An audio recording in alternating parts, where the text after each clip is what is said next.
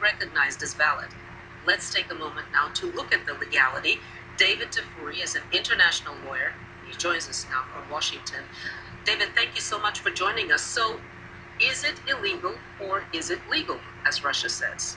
The referendum and its objective is illegal under international law. The Ukraine is a sovereign country. It has a constitution. The constitution makes clear that Crimea is part of Ukraine. It became part of Ukraine by virtue of a treaty signed by Nikita Khrushchev in 1954. That treaty has the force of law. Now, the Ukrainian constitution makes clear how territory can be ceded. There must be a referendum across the whole country. All 45 million Ukrainians must vote. The referendum tomorrow is going to be just the 2 million people in Crimea. But what about Russia's point of view? It says that the ouster of the elected president of Ukraine was unconstitutional. Therefore, what's going on in Ukraine as a whole is against the constitution.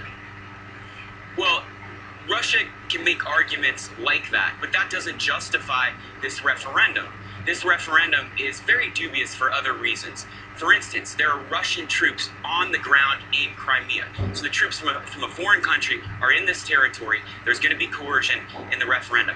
Also, the way the referendum is set up is very dubious. It has two choices for voters in Crimea. They can either vote to become independent or become part of Russia. They don't even get to vote as to whether they want to stay in the Ukraine. Finally, it's going forward on a very short timeline. It doesn't meet international standards. It wasn't negotiated with the international community, and it wasn't even negotiated with the government in Kiev. So what would make this a legal process?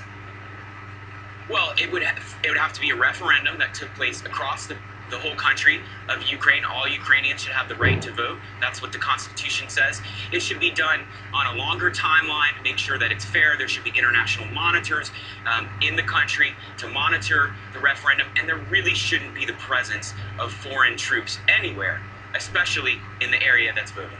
Now, Russia says that it's not militarily involved, that basically these are self-defense units because the people there have organized themselves to protect themselves. These are self-defense units. Don't the people of Crimea have the right to decide what they want to do? Well, the people of Crimea do have the right to decide. The principle of self-determination is very important, but also there's rule of law. There's a constitution, and there's a way to go forward with a referendum. Referendums like this have occurred in other places, but they occur under much more fair terms.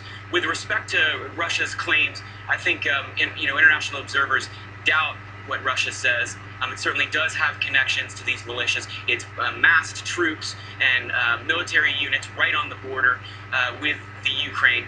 Russia's playing a funny game here, and a lot of this is propaganda. David Tafuri, international lawyer, thank you very much.